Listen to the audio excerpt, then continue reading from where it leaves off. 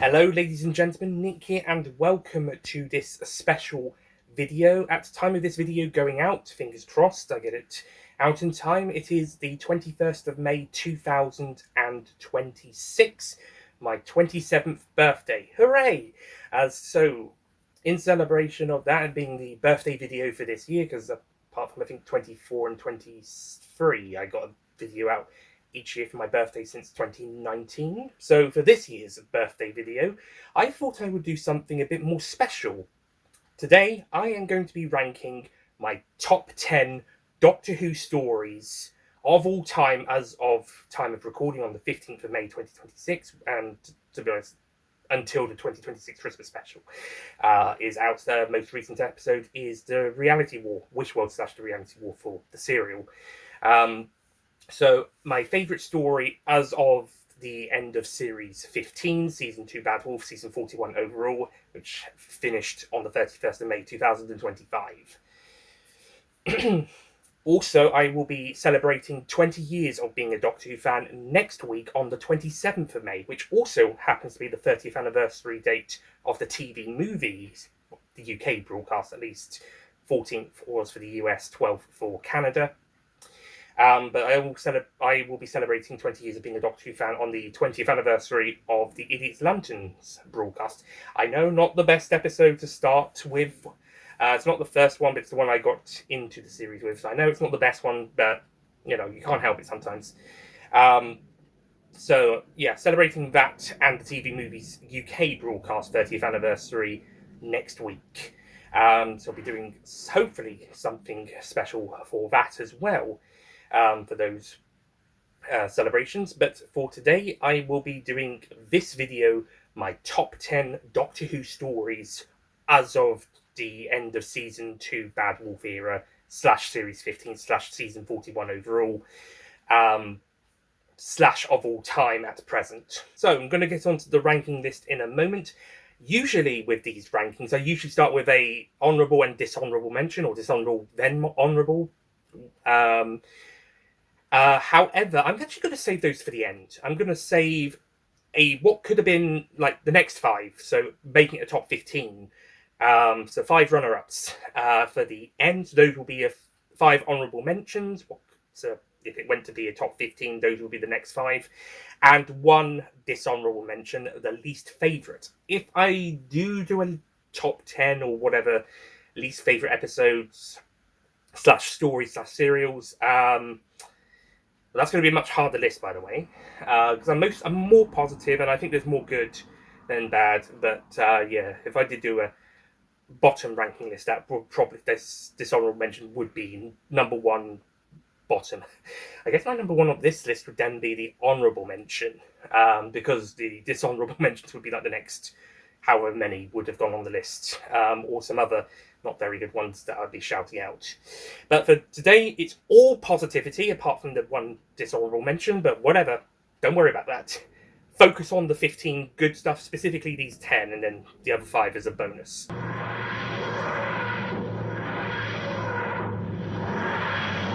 Number 10. And that is The Ark in Space from Season 12 of Classic Who, starring Tom Baker as the 4th Doctor, airing in 1975. I'm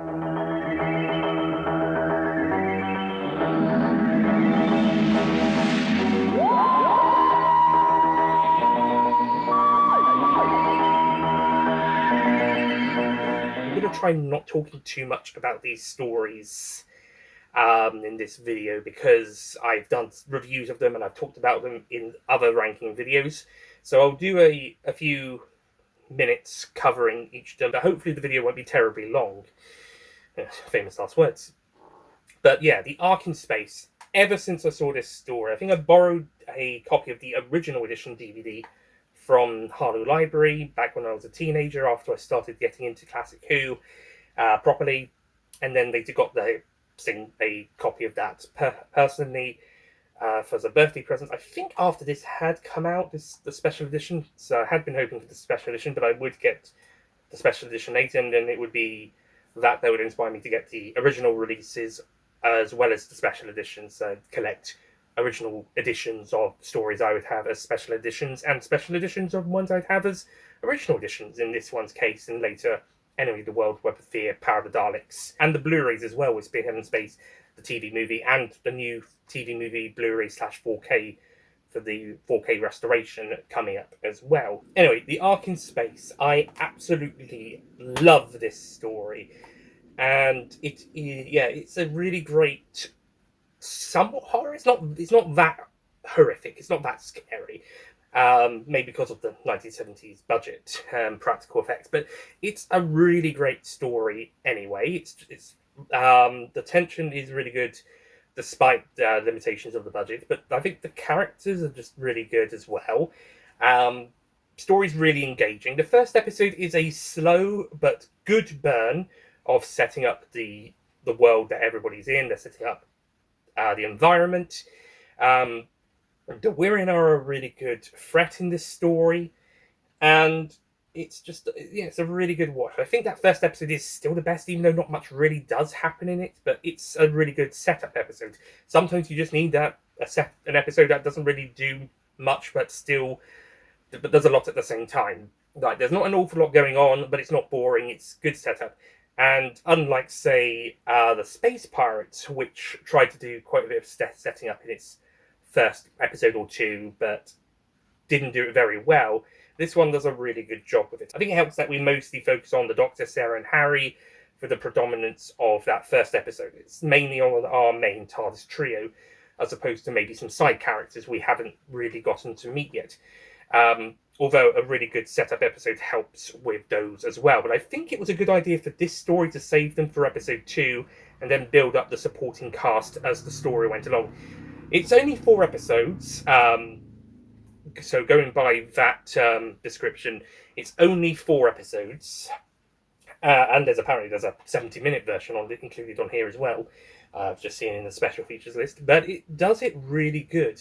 Robert Holmes, based on an idea by John Lucarotti, John Lucarotti originally wrote the original story ideas, and then Robert Holmes adapted it. Between Lucarotti's ideas and Holmes' final script, it is an absolute fantastic story. I think this might actually be my favourite of Robert Holmes' these stories. But 2 of my honourable mentions, which would be 14th and 15th if I was going beyond 10, are close second and third. But yeah, Ark in Space, absolutely amazing. Oh, and for you Genesis of the Daleks fans out there, tough luck. This is my favourite story from season 12. Do not expect to see Genesis of the Daleks on this list. It's not even an honourable mention. Sorry, not sorry. I think that story is a 10 out of 10, but I think it is also very overrated. Yes, I can think both of those things at the same time. So, yeah. 1 up to The Ark in Space. And I'm in good company because apparently this is also RTD and Stephen Moffat's favourite Doctor Who story, or at least a favourite of theirs. So, in good company, maybe I'll be Doctor Who showrunner one day. Yeah, if only. I don't know about Chris Chibnall. Does he think is this one of his favourites? I'm not sure. Can't quite make it through for free yet. Anyway, Ark in Space. Absolutely fantastic. A bit of a slow burner at first, but really good slow burner, and the rest of it is also really great.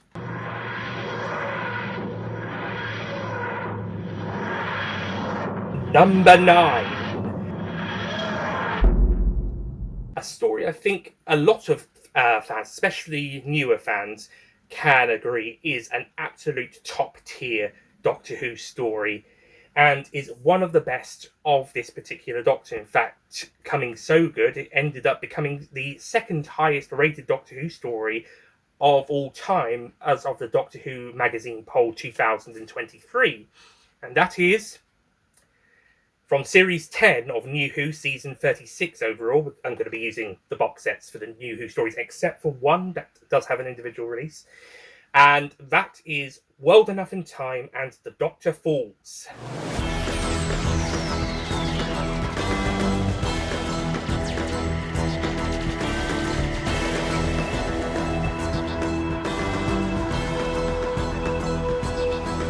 Starring Peter Capaldi as the 12th Doctor in what should have been his final story, but ended up being his penultimate, because Twice Upon a Time happened. So World Enough in Time and The Doctor Falls is an absolutely fantastic story. This is easily the best story of this season. And this is a really good series, by the way. This is one of my favourite series of New Who. After the first 5, I think it's the best one. Sixth of the new series. I think I ranked it 17th of all 39 as of series 13. And spoiler alert for a possible update, or an update video regarding the most recent 2 seasons. It's still in 17th place. Those next 2 seasons haven't really knocked this one off. Spoiler alert, anything from the top 20. So series 10 remains in the top 20 of all 41 seasons, and the top 6 of all 15 from 2005. But we're not talking about series 10, we're talking about World Enough in Time and the Doctor Falls, which it's not my favourite from Peter Capaldi's run. It's my second favourite. We'll get to my favourite actually later down this list. So you Capaldi stands, get excited.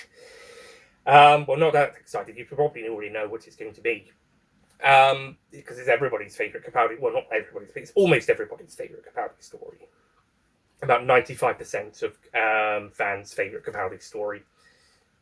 This, although if there was a contender for that, it would be World Enough in Time, Doctor Falls. Maybe also Oxygen, which is also in this season. It's also my second favourite Cyberman story, third counting a particular anniversary adventure, but we're going to get to those, or my favourite Cyberman story next, and then the anniversary story later. But World Enough in Time, Doctor Falls is a brilliant episode. Like with Ark in Space, the first episode is mostly build-up, but it also has a lot of world building at the same time, and it's really great how we go from a typical kind of distress call, this could be your usual story like you get each week, but then the stakes get raised high very quickly, and soon the story takes a different turn, and there's a bit of sciencey in there as well. The Doctor takes a couple of minutes to do some science, which may be a bit of a downfall for him in this adventure. He's showing off his science knowledge, which might be a little bit of a disadvantage for him for getting down in time, because the spaceship they're on is near a black hole, so they're trying to reverse away from the black hole. Unfortunately, that means time is moving differently at the other end of the ship. So a second at one end could be a year at the other end. For example, Bill is injured. She's shot and she's injured, and she's taken down to the other floor to be fixed, to be converted. And as we see over the course of this story, it ends up becoming a origin story, or a potential origin story for the Cybermen. Not the sole origin story, because we've got spare parts from Big Finish, and we've also got Rise of the Cybermen for an alternative universe Cybermen. But these Cybermen, one, they're on their own kind of spaceship thing, and they're a bit isolated. And two, in the second episode, the Doctor Falls, they upgrade to later designed Cybermen. So it's not a definitive origin story, as opposed, like, say, Spare Parts was. But it sort of does blend some of that together. It does play around with some of those ideas. And it is a really great pair of episodes. Part 2 mostly focuses on more defending a group of people about halfway up the ship from the threat coming from down below. And it's sort of a final stand for the 12th Doctor against the Cybermen. And it's a really fantastic story, and very emotional for all characters involved. It's also a really great multi-master story. The first one on screen, although Big Finish also beat them to the post a year before with the 2 Masters. And that's not counting regeneration scenes and such. But yeah. But for the first and currently only TV multi-master story, it is really great. And it does play with the dynamic really well. It's not the main focus, but it is a really fun dynamic. What it does also do is add more to Missy's character arc that we've been seeing over the second half of Series 10. These 2 episodes are a much more heartbreaking pair of episodes than most of the other ones we're going to see on this list. They are very emotional and really powerful and absolutely bloody amazing. That's why this story's got such a great reputation, and why the series got a great reputation, although there are other brilliant episodes in there. Again, Oxygen, for example. But This finale, absolutely amazing. But you're wondering, if World Enough in Time and the Doctor Falls isn't my favourite Cyberman story, but I just said that the next story on this list is going to be, what is it?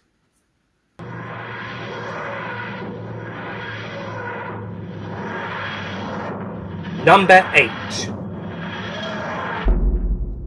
Well, my favourite Cyberman story, not including the upcoming anniversary special later on this list that has them, is The Tomb of the Cybermen.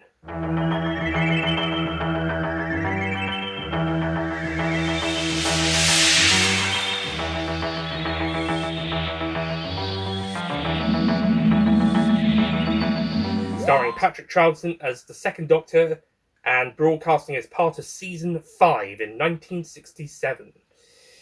The Tomb of the Cybermen is another story that I've always really liked, always really loved. I think I saw it on Watch, now UNW, it was UK TVW for a while. But yeah, I saw it on Watch, and I think they were showing the Doctors Revisited documentaries that had been shown on BBC America. I actually think we got the 11th Doctor one ahead of them, funny enough. I think we got the package to show for a couple of weekends in October, November 2013. We showed them like 2 documentaries a weekend apart from the 11th Doctor one. Odd one out. But yeah, and then they showed a story from each Doctor's era. I think we might have changed the 7th and 10th Doctor ones. I have done a video for the 50th anniversary celebrations. I think I did cover this on Universal back in 2020, so go do check out that video. But Tomb of the Cybermen was the story picked for the Second Doctor story to show after the documentary, and watched that. It was absolutely fantastic. I loved this story when I saw it, and I continued to love this story on multiple viewings. Yeah, sure, there's a few things that are of the times that would not fly today, like the minor racism and sexism that are unfortunately products of the time, and also the other 2 villains being European or European accents, whilst the heroes are all British or American. But aside from those moments from of the time, it's a absolutely amazing quartet of episodes, another 4-parter. I think all of the classic stories in my top 10 are, and also the honourable mentions, are all 4-parters, except one, which is a single-parter. That's the anniversary story. I just ruined that surprise, haven't I? Despite it being 4 parts, and the only 4-parter of season 5, in fact, the others are all 6-part stories. But despite that, it uses the 4-part story really well. Again, like Ark in Space, episode 1 is setup, but good setup, interesting setup. You have great characters, even with the elements. The characters are all great, every single one, apart from a few minor supporting characters who are basically just there either to die or just to, or maybe as backup security guys to the American head of security person. But aside from a few minor characters you don't really care about, you've got a whole bunch of supporting characters who are brilliant, and you love watching them. Even the villains, you love to hate watching the villains. And Toberman also having a really great arc in the story as well, going from like a grunt helping out the villains, and again more elements there with him being the black muscular servant character to Kaftan. By the way, is the only other woman in this story besides Victoria. What is it with Classic Who and struggling with more than one female character besides the companion in these stories? Not every story. Warriors of the Deep, as we found out at BFI, they actually pushed to have one of the male security characters be played by a woman instead. So that's positivity, and over time things got a bit better. There was a bit more female characters added, but yeah, Classic Who, especially in the 60s and 70s, could be... Well, actually, then again, Stones of Blood's actually pretty good for female characters. Actually, Stones of Blood's probably better for female characters than it is for male characters. Alright, Classic Who, you can have that one. It also helps that Stones of Blood is really good.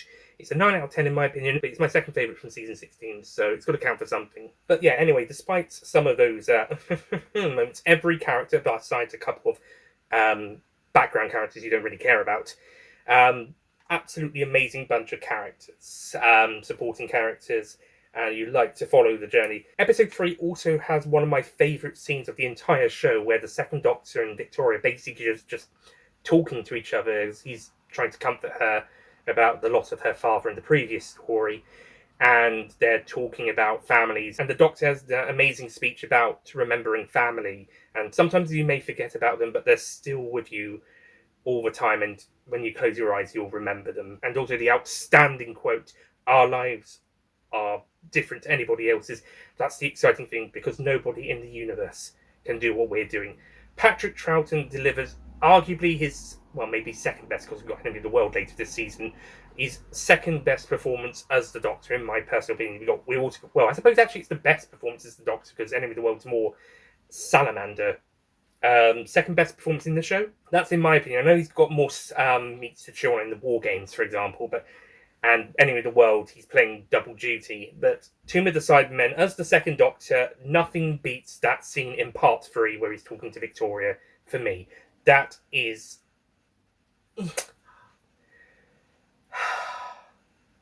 absolutely beautiful.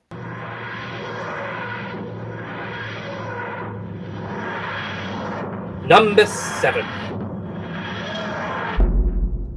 Talking about best performances by an actor as the Doctor, we might actually have the best ever performance of any actor playing the Doctor in any episode. Number 7 is an episode from Series 9 of New Who, Season 35 overall. Series 9? Really? An episode from Series 9 is in your top 10? Well, actually, there's 3 10 out of 10 episodes, 2 stories in this season.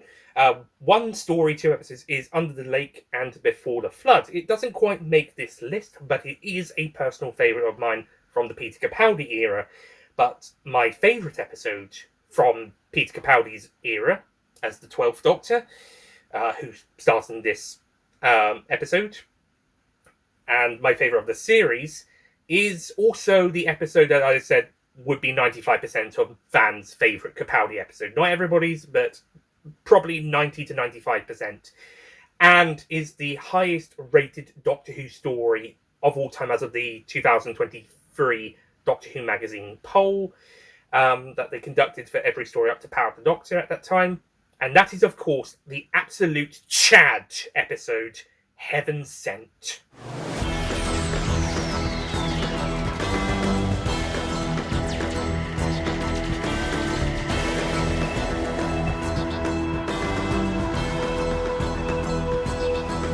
Airing in 2015, Heaven Sent is above and beyond nearly every other episode surrounding it, including the Lake Two-parter, even though that's also a 10 out of 10. Although I also gave Knock Knock a 10 out of 10, so don't go too far forward, otherwise you'll hit the first few Series 10s, 10 out of 10s. And I really like the first half of Series 10, but Heaven Sent is something different, something special, and absolutely rocks. For starters, it is a companion light story. It's solely focused on the Doctor, and the only other characters are the Vale villain. Clara, technically, the companion, does appear in a few scenes, but she's not really a major role on screen, more of an off-screen major role presence of what happened to her in the previous episode, Face the Raven. And also this one other boy character at the end who he doesn't really do much for the rest of the story, but he's there to sort of tie it into the next episode, Hellbent, which will not be appearing on this list in any form, not even a dishonorable mention, although that was an option. In my second of the two Universal's videos, talking about the Entertainment Weekly top 50 episodes of New Who, where they included Heaven Sent and Hellbent together. They're a single-parter, not a two-parter.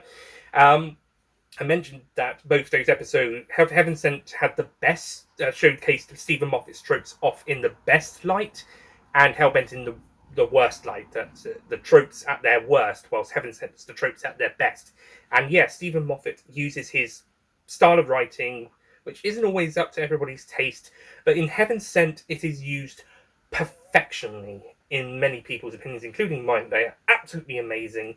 It is handled really well. The Doctor being on his own for the most parts, and if any actor can pull it off, Peter Capaldi is the one. He is arguably the best actor to play the Doctor. Say what you like about the character of the 12th Doctor and personal opinions, and but in terms of the objective performance, it is almost certainly Capaldi in this episode. Yes, Tom Baker, David Tennant are more iconic and more well known and did more episodes, etc., more in the zeitgeist, etc., etc. But in terms of objective, specific performance, it is debatably Capaldi and debatably this episode.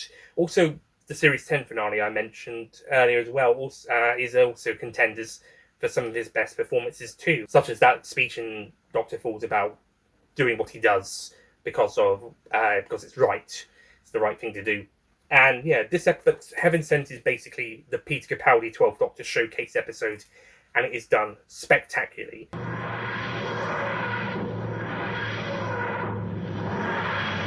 Number 6.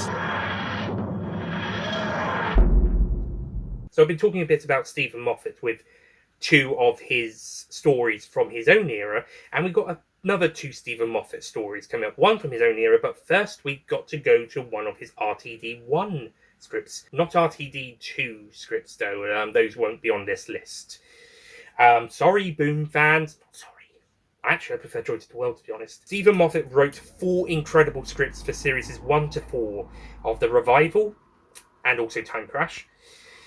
And my favourite of those scripts is my number 6 choice on this list, and my second favourite Stephen Moffat script. And you could probably guess what this one is. It's another one where almost all of the fandom, not everybody, but almost all of the fandom would choose this episode as a favourite, at least for this series or for the Doctor. And definitely many of them would choose it for all time, including Entertainment Weekly, who I mentioned in the last portion. And that is, of course, from Series 3, or Season 29, Blink.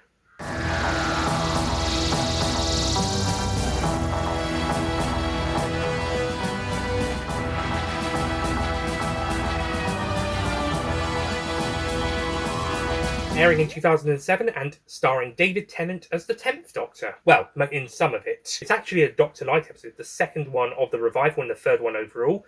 The first one being Missions of the Unknown, and then Love and Monsters was the other one. And it's mainly carried by guest character Sally Sparrow, played by Carey Mulligan. And Sally Sparrow is a fantastic character to follow, by the way. Really enjoyable, and Carey Mulligan does a really great performance as the role. But the main reason this episode stands out is the introduction of the Weeping Angels, New Who's best monsters, or at least the most iconic and the most memorable and most popular.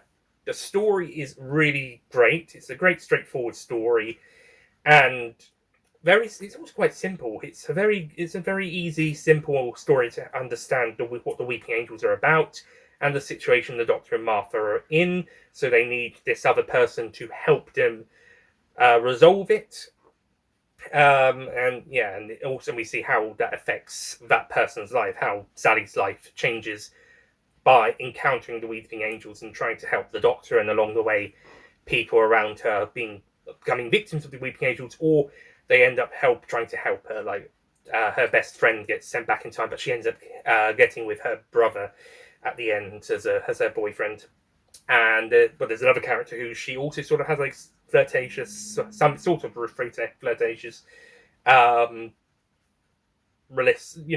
talking, and he's trying to get with her sort of situation, and then he gets sent back in time, and he has to end up helping the Doctor to help Sally stop the Weeping Angels.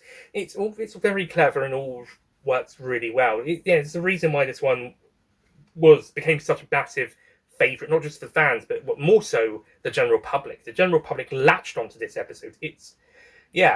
And I can see why. I know fans nowadays maybe wouldn't always cite this one as their favourite episode of not just Series 3 or the 10th Doctor, but for the whole show. It's like, Some people might find it overrated these days. Oh, gee, we don't have lots of episodes everybody adores that some fans might find overrated. I'm looking at you, Genesis of the Daleks. Sorry, if you're going to say Blink's overrated, I get to say that again twice. Actually, I get to say it twice. But yeah, I think this episode resonates really well with the general public. That's why it was referenced in Lux as being the favourite of all three of the fans, even though I personally would have switched it up a little bit, even if it was just one of them saying something different to the other two. For example, someone said, Blink, Blink, Genesis of the Darks. There you go, Genesis fans. You can have that. You can have that one.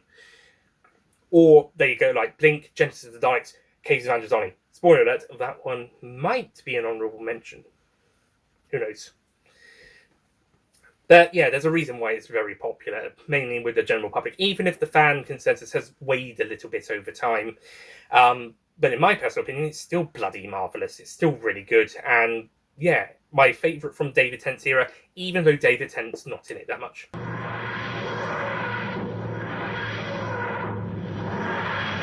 Number 5. This video is going to be quite long. I do apologise, actually. Curse me in actually talking about these episodes for a really long time, even though I said I wasn't going to. Alright, number 5. This one might be a bit more of an agreeable episode for the fans. Although, Genesis fans, you're going to hate me again, because it's my favourite Fourth Doctor story, and it's not that story. I did mention it wasn't already, because Season 12, my favourite story was The Ark in Space, which I already mentioned. Anyway, my actual favourite Fourth Doctor story is, in fact, City of Death, from Season 17.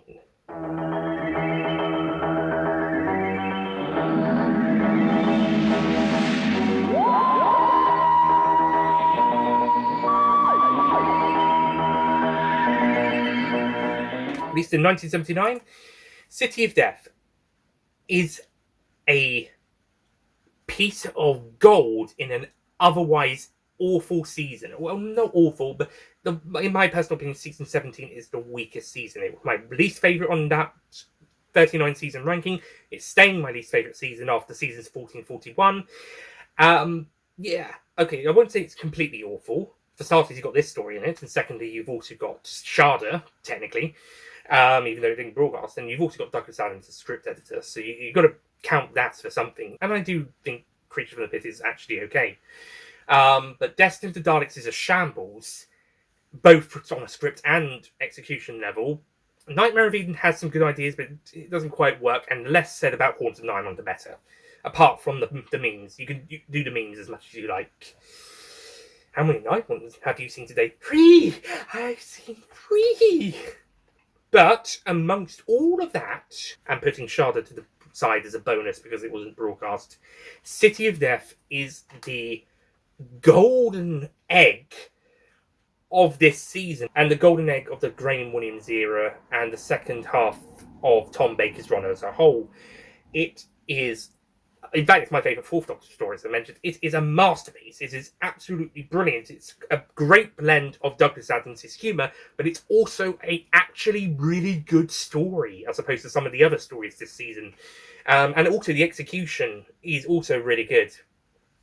And yes, they do go to Paris for some location filming, but even the stuff in the studio looks really good. Apart from maybe that one wall Duncan has to knock through to get to the other mini room where the paintings are being held. But aside from that, yeah, absolutely brilliant execution. This story obviously had a lot of love put into it, because a lot of love seems to come out of it, while some of the other ones don't really quite work. And I think a lot of heart went into this story. It must do, because it oozes fun, entertainment, but in a really good way. Like, people really wanted to deliver on this story above all else. I don't know what it is. It just works. It's just magnificent. We also got one of the best performances of a guest star in the form of Julian Glover as Scaroff? He's called Scaroff. I was trying to find the name of his alter ego, the Count character, Scarlione. Count Scarlione / Scaroff. He is absolutely amazing. And also as the Renaissance version of him as well. Absolutely amazing guest star for the story. Great villain. And yeah, it's just a story that oozes life. It's fun. It's entertaining. but it's also really good. And also, I suppose it's Tom Baker and Lana Ward's duo pop performances, like their double act, at their best. And you also got Duggan in it, and he doesn't ruin any. In fact, he adds to it. Duggan isn't a third wheel. He's basically taking K9's spot, except he's funnier. And if he become a companion, I think season 17 would be better, actually. For starters. Secondly, he's just really great. Absolutely blooming brilliant. Watch this story. It is fantastic.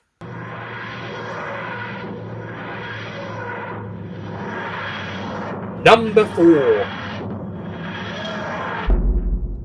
Another fantastic story from the classic series. This one is also a really fun, entertaining story with some really great characters. Most of them you may already know. But it's really fun and really great and engaging. It is the 20th anniversary story, The Five Doctors.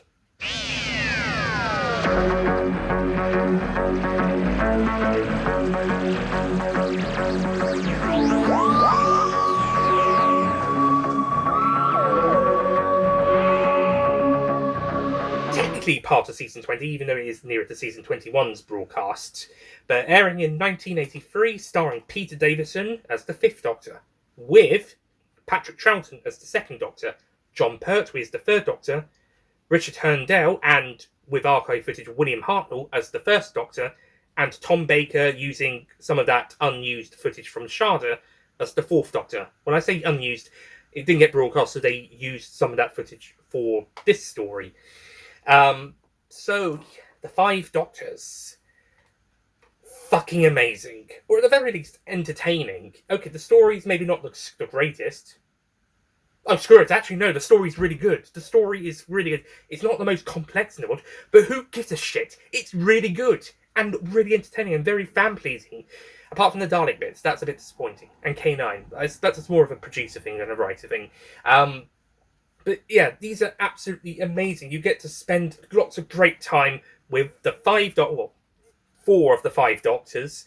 But the archive footage, the footage of Tom Baker and Lana Ward from Shada means that they can still be in it. Richard Herndale does a good performance as the First Doctor. I don't think he entirely captures Hartnell. Then again, I could say the same about David Bradley in Twice Upon a Time. He's a bit closer in power to the Doctor, but not quite. And the voice impressionists on Big Finish also do a great job. But we can all agree William Hartnell is the best First Doctor. Patrick Troughton and John Pertwee, meanwhile, slip back into their roles like they've never been away. Troughton especially, this being his second time doing so, after the Three Doctors.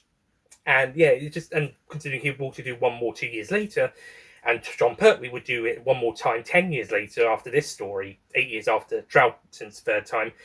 They just slip back into their roles absolutely perfectly. But they don't shy away from Peter Davis's Doctor, who still gets the lead. He still gets the main focus out of the Doctors, and it's an absolutely brilliant blend. And it also gets some great returning characters back, as well as Deacon Turlough being in this one. You've got Sarah Jane coming back after the K9 and Company pilot episode, which didn't lead to a series, but it does tie that into the continuity even more so. School Union would do that even more so later on. Got the Brigadier back after his appearance in Mordred Undead. Susan's back, hooray! They don't really make a big deal about it, but it's still nice to have her back. Jamie was originally supposed to be a more major role in this, but due to other commitments, he ended up being a cameo alongside Zoe, as Liz and Captain Yates also make cameos.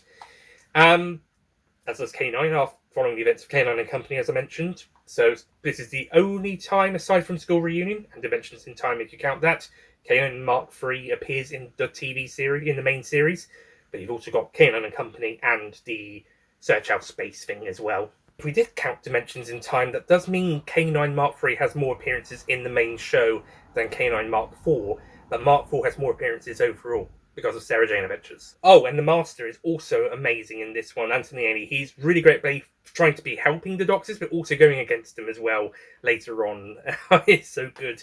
Also, this is a really good story for the Cybermen. Apart from that one Cyber leader that has a strange voice, the one that's trying to blow up the TARDIS.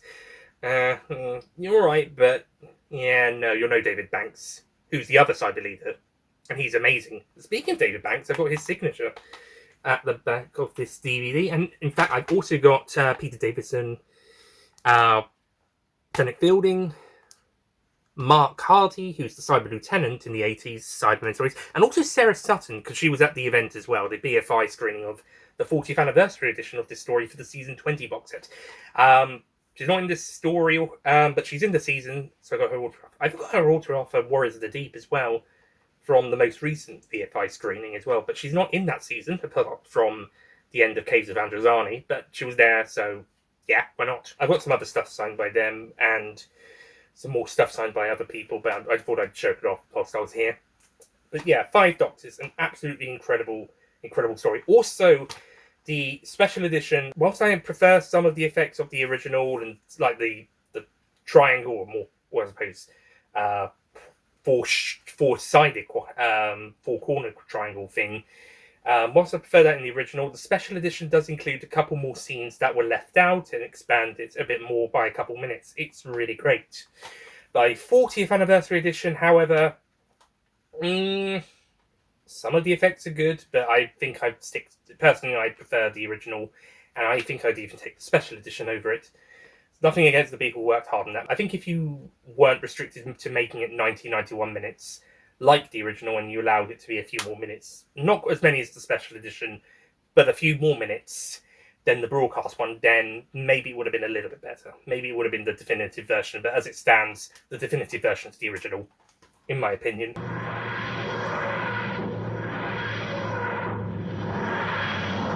Number 3. Number 3 is a story that I've grown to really love more and more as time's gone on. Especially thanks to Mr. TARDIS, one of my favourite Doctor Who YouTubers. And yeah, I have to agree with him on this story. This is an absolutely beautiful story, and as I've watched it more, it's leaped up. Not to say I didn't like it. I think there was maybe one of the 2 episodes of this story that I wasn't really a fan of, but the whole thing has gone from like, yes, it's really great, to, oh my god, this is one of the best episodes of the entire show, as evident by this ranking. It's from Series 1 of Doctor Who. This is one of my 2 very first Doctor Who DVDs, along with my original Series 2. I've got new copies of both of them, same editions, both of them in better condition. Series 1's with better discs. Some of these ones are pretty badly scratched and damaged. And yeah, the plastic key around them damaged that, so it had to be glued on apart from one end, and then they were back to front, so I had to swap it round. Yeah, it's despite its the state that it's in and the damage of the discs, I still have strong nostalgia for this and the series. This copy and the original Series 2 copy I've got. Even though I've got new copies of exactly the same but better condition, and even though I've got the Steelbook Blu-rays of them, and I have been thinking about getting that Series 1 to 4 and special Blu-ray set, which includes the updated HD remasters of Series 1 to 4 and the Next Doctor. But even then, still got some nostalgia for my original Series 1 and Series 2 DVDs. Series 2 is staying put where it is because I haven't got a Series 2 episode to shout out in this video. But Series 1, I've actually got 2, but one of them's an honorable mentions. That will be later.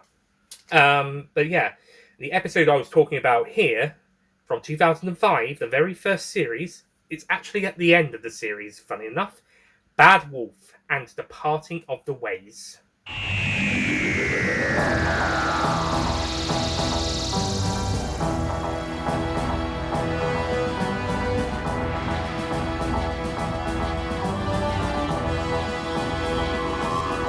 Starring Christopher Eccleston as the Ninth Doctor in his final story, and in my opinion, this is the best final story for a Doctor, unless we're counting the War and Fugitive Doctors, in which case we've got one more.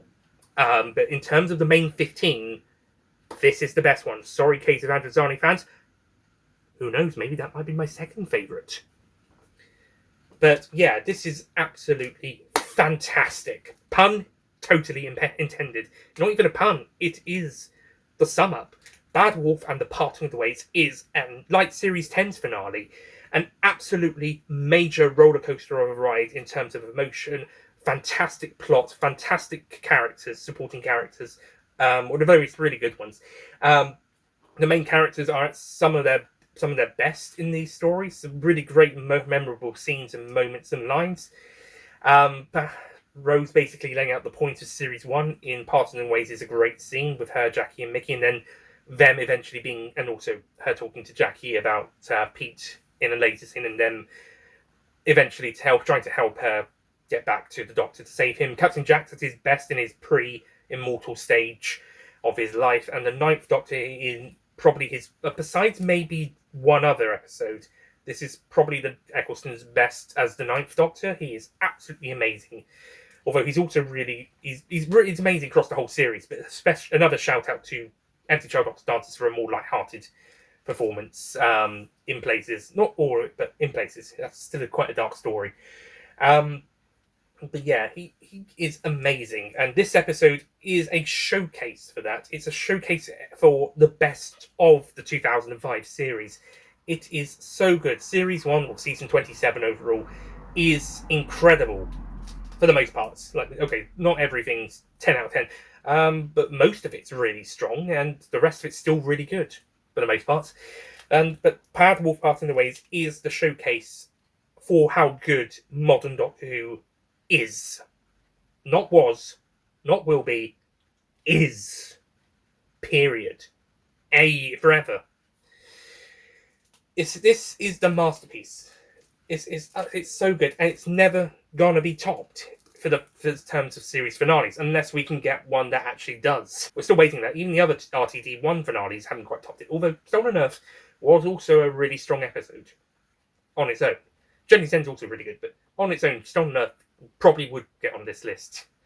But yeah, Bad Wolf and the Parting of the Ways is absolutely amazing. I actually kind of started crying a bit when I was doing my best episodes of the mid to late 2000s ranking, which covered RTD 1, everything up to the end of time, part 1.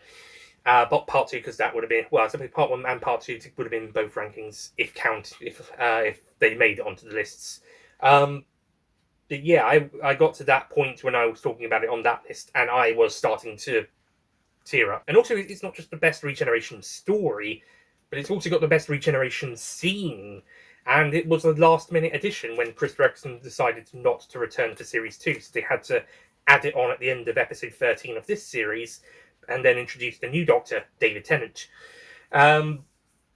And yeah, it is absolutely beautiful. It's basically the Ninth Doctor going out with a smile and introducing the concept of regeneration, but he's trying to comfort Rose and the audience about the change. It is beautiful. I'm getting emotional just talking about it now. Also, you're going to see something interesting in my top 4 stories in this list that I think none of the other stories on the main top 10 have. There's one thing these stories also have in common, and that's the villains, or one of the villains at least. The main villains of this story, and also my number 2 choice, and a villain of numbers 1 and 4, are my favourite villains of the show, the Daleks. And this story is probably their best since the days of Terry Nation, 60s Terry Nation specifically. This and also the other Dalek story in this series, Dalek, are the best Dalek uses of the show since Terry Nation. 60s Terry Nation, not so much the 70s. And they are absolutely amazing, especially the Emperor Dalek, who he thinks he's a god because he gave life to the new Daleks. It's so good. It's so amazing. And yet the story does end on a bit of a Deus Ex Machina, but it's one that's earned across the whole series, not just the 2 episodes. The whole series has been building to this, and it's amazing. And also because Chris Eccleston wasn't going to stay on for to be the Doctor in the next series, it has consequences for his Doctors. It does have some consequences. Heck, if he did stay on, it was planned that Rose would be dying because of what happened, so there still would be consequences even then. So it's not, without consequences one way or the other. But yeah, because it is Eccleston's final story, I think it does add that punch that, it still would be a top tier episode, 2 episodes either way. But I think being Eccleston's final story and final stand against the Daleks, saving Rose after she saves him, and the regeneration scene, it packs that extra punch. And they didn't know they were getting a second series when they made the story. Only for the regeneration scene did they know. But when they were making it, they didn't know Series 2 was coming. So this could have been the final ever story. And while Survival's a really great final story, this one probably would have been the perfect conclusion. Thankfully, Series 2 would be commissioned and Doctor Who would return and continue. And we got even more great stories and less great stories afterwards. Hey, that's television for you.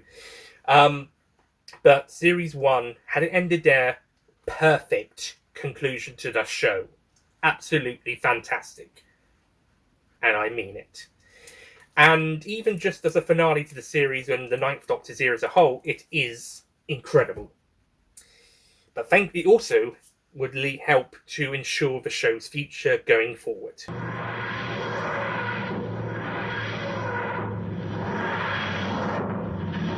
Number 2.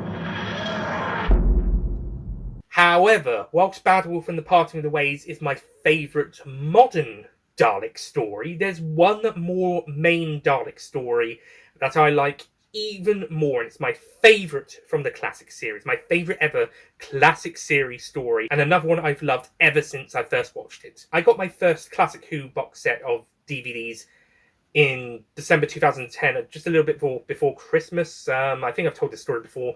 My aunt gave me the Beneath the Surface box set, which had Doctor and the Silurians, the Sea Devils, and Warriors of the Deep included, because some people didn't want that and they gave it to them, and she knew that I liked Doctor Who, so as we were leaving after a visit, she then gave it to me, and that was my first free, technically, Classic Who DVDs. And I had seen some Classic Who episodes and stories before on repeats on like Watch and Gold, and I think BBC4. We saw the last 2 episodes of the Daleks when Series 4 was starting.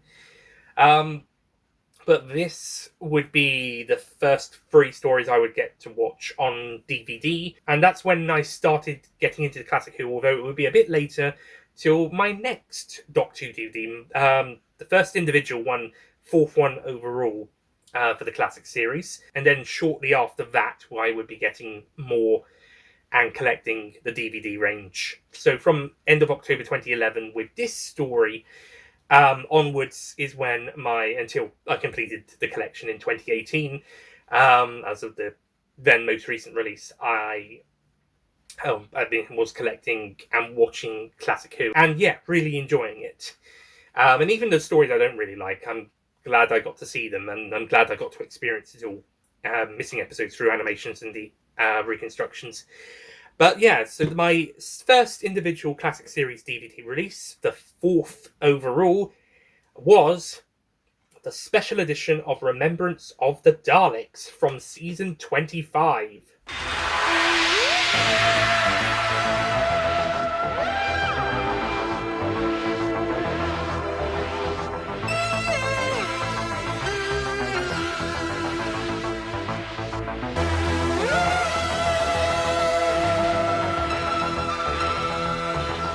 Starring Sylvester McCoy as the 7th Doctor, and ever since I watched this story on this DVD for the first time, I loved it. I thought it was incredible. It is amazing, and I love it so much, it's ended up being my second favourite story of the whole show, and my favourite from the classic era.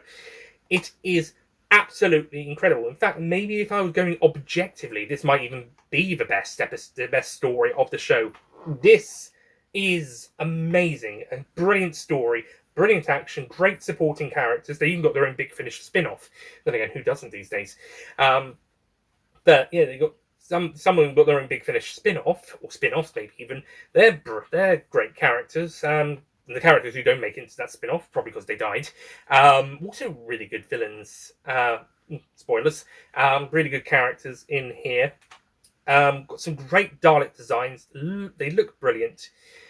Sylvester McCoy really is getting into his element as the 7th Doctor. Season 24 we were starting to see the darker side of Seven build up, going through. But McCoy, he definitely seems to have settled into the role with this story. Sophie Aldred, after Dragonfire, I didn't really find Ace that great in Dragonfire, but by the time we get to this story, she shoots her way into being top tier companion status. Dragonfire, teething troubles, Remembrance of the Daleks onwards, top tier companion. And Sophie Aldred is amazing in the role. Yeah, this is the story where Ace really comes into her own. Yes, the character's development for her is coming more later, mostly season 26. Well, actually, there's quite a bit in 25 as well. But I think after I wasn't really so keen on her in Dragonfire, as I mentioned, but from here onwards, she's the S tier companion we know and love. And also, Davros's final appearance in the classic series, he doesn't really have a huge amount to do, but he goes off on a memorable note. And two lots of Daleks. We've got the Renegade Daleks, who are shown here, led by their Supreme. And actually, that's my favourite Supreme design of the classic Daleks. Not all of them. I think the red one from Stolen Earth Journey's End might be. But for the classic ones, I think it's this one. And also the Supreme Count Dalek from Planet of the Daleks, if that's technically a Supreme. But aside from that one, probably this one. And the Imperial Daleks, which are really cool design. There's the Necros Daleks, but with a bit more gold touch-ups here and there, and a few more alterations here, and they look really good. They've also got a Special Weapons Dalek, which is one of the best Daleks in the show. It doesn't do a huge amount here, and it's mostly background in other reappearances, but it's still really cool when it is used. Season 25 is also when the whole Andrew Cartmel master plan thing was getting underway, and this story is definitely like, if season 24 it kind of touched on elements of that, but season 25 is where it really gets going, and this story is especially strong with that. It is that the whole story with the Hand of Omega is really good, and it's really great seeing all the characters try and get it and do stuff with it. Well, the Daleks want it. The Renegade factions get human assistance to try and get it, and the military are trying to stop both faction of Daleks from attacking innocent people, and all the while the Doctor's playing everybody. Well, maybe not the soldiers, but he's playing the two sides of the Daleks off against each other, whilst helping the military. And in the end, he plays everybody off, in a way. Overall, Remembrance of the Daleks is incredible.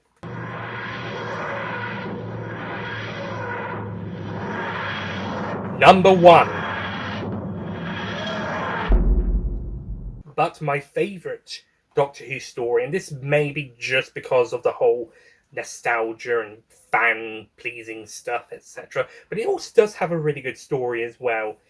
And that is, of course, the 50th anniversary special, The Day of the Doctor. I forgot to mention from the 50th anniversary specials mini-series, or Series 7, Season 33 specials from 2013.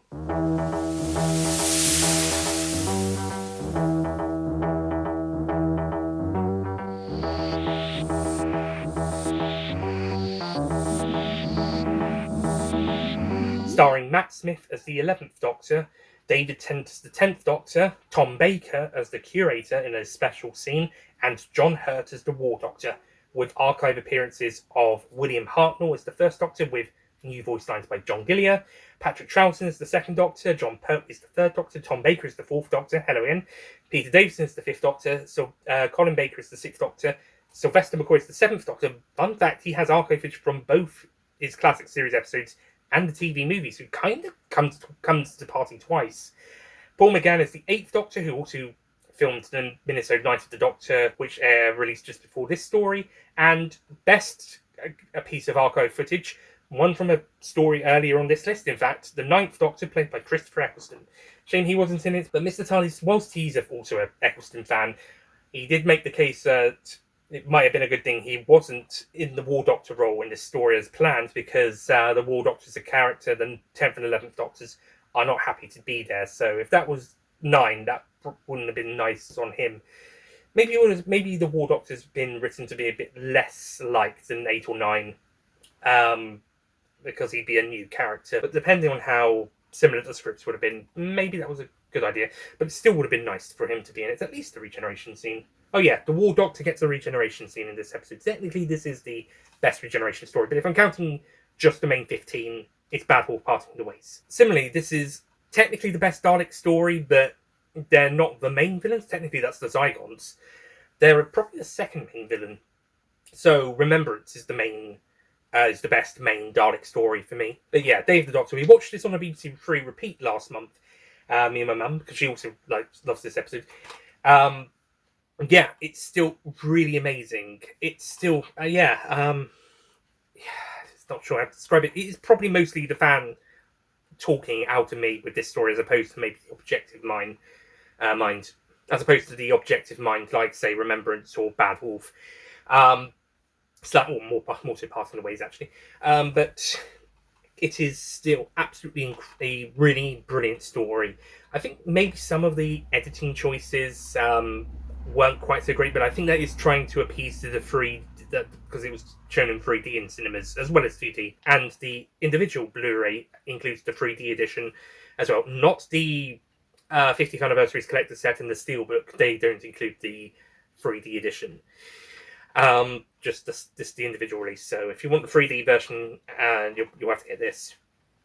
But even though there's some interesting shots and edits added in, they probably make more sense because of the 3D version of the story. And even in 2D, some of those 3D effects look really great. Well, to be honest, they'd probably take having strange shots and edits to make the 3D look really great in this story and pop out more than the camera constantly moving about like in Dimensions in Time, which probably had a much cruder 3D experience back in the day. Niggles aside, the story is still really good and the characters are all really great and really good character journeys. The Saving Gallifrey for it is amazing, and John Hurt is also brilliant as the War Doctor. He probably wouldn't rank very high on my Doctors list, but he is a really great guest Doctor, and we've had some great stories with him from Big Finish and a book and some comics, a couple from Titan and one Doctor Who magazine, where there's some War Doctor stuff with 11th Doctor comics. But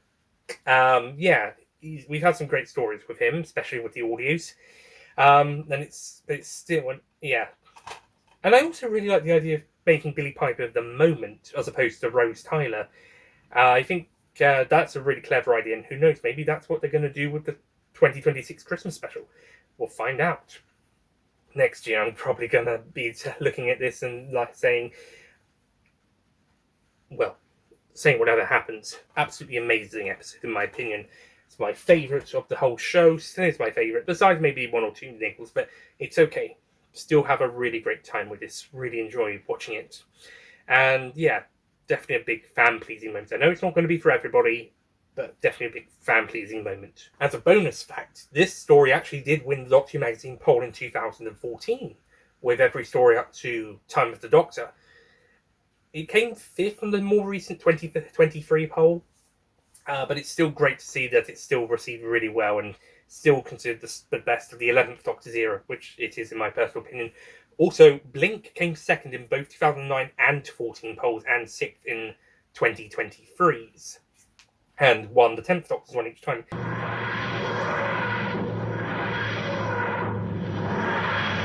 Honorable mentions. Hello, Nick from a few days later. It's actually Tuesday the 19th of May at time of this bit being recorded, whilst the rest of the video was recorded on Friday the 15th of May.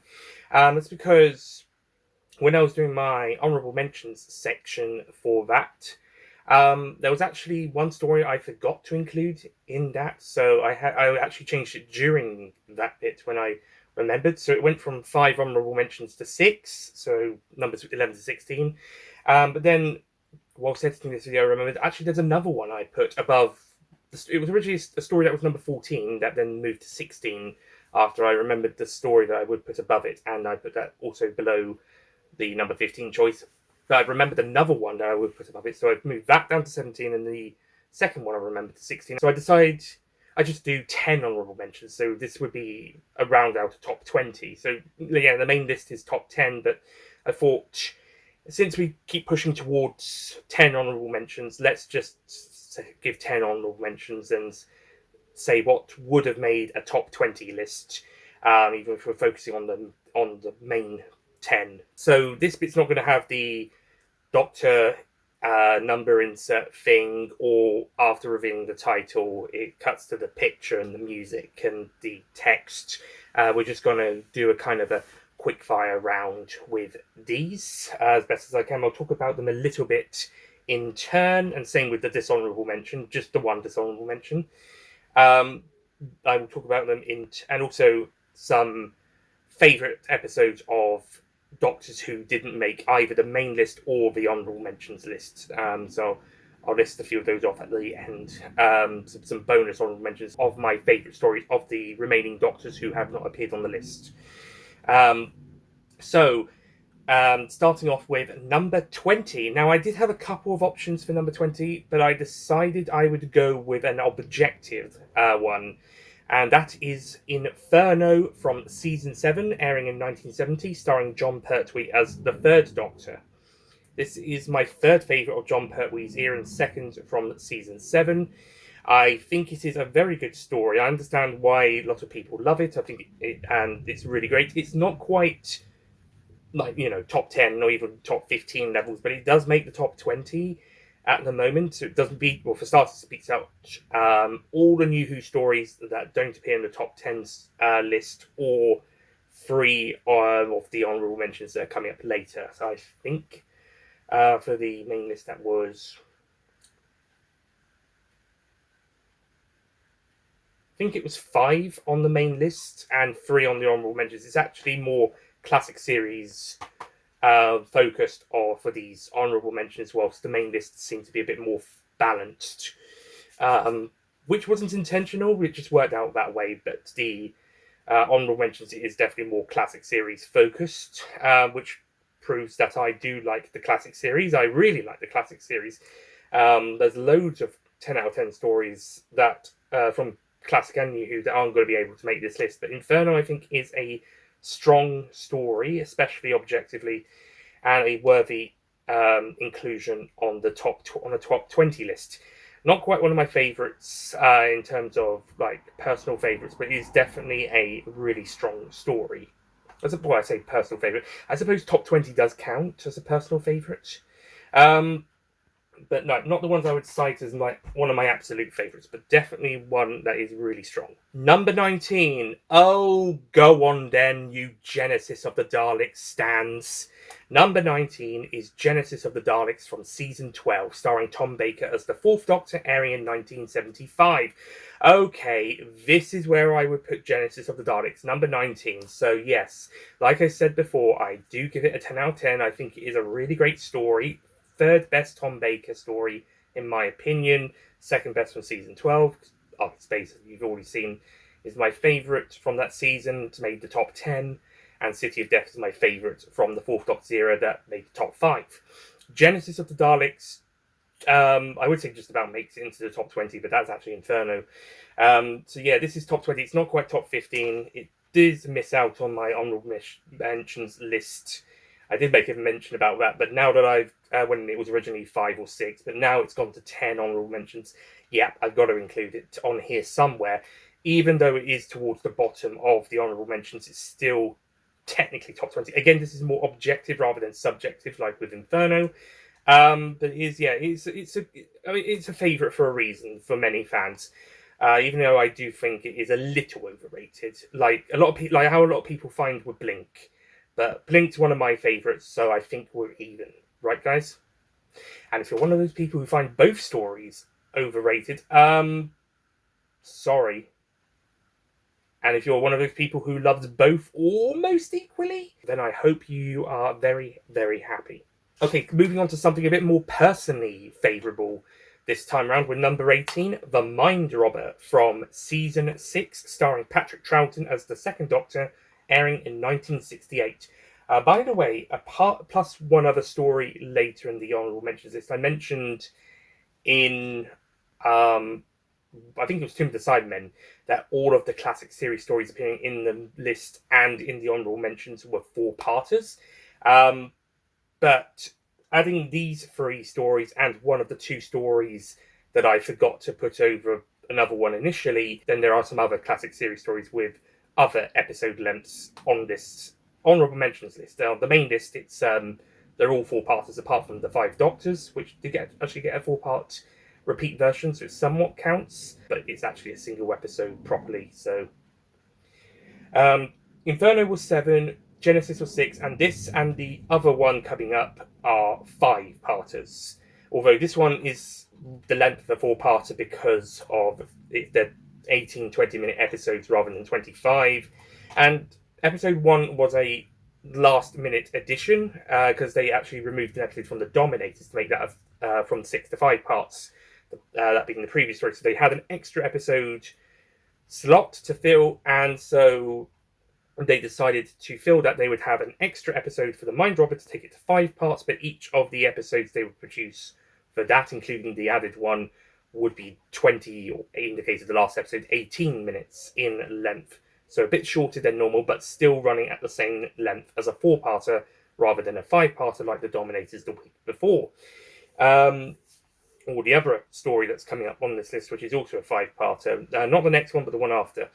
But yeah, episode 1 is all like Ark in Space. Part 1 is a very creative first episode. It fills the 20-odd minutes slot that they needed really well and effectively, and it sets up the rest of the story really intriguingly. There's a great mystery itself, and then the rest of the story in the land of fiction is also really imaginative and really fun. This is one of the most imaginative stories of the show, and even on a 1968 budget, it works really well. So yes, definitely a worthy inclusion on this list. Number 17 is the story that was originally number 14 before I remembered, oh, hang on, there's another one I want to put there, and then moved it to number 16, deciding I would put it below what is number 15. And then I remembered another story, which is that other 5-parter. So I've moved this one down to 17, and that is Spearhead from Space from Season 7.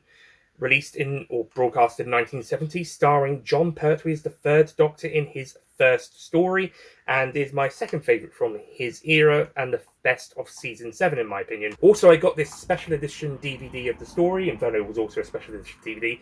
I got this one signed by Daisy Ashford, who is the daughter of Caroline John, who plays Liz Shaw, and has been voicing Liz Shaw in audio for the last couple of years, and also Robin Squire, who I believe plays an Auton, or a couple of Autons. Spearhead from Space is my second favourite post-regeneration story.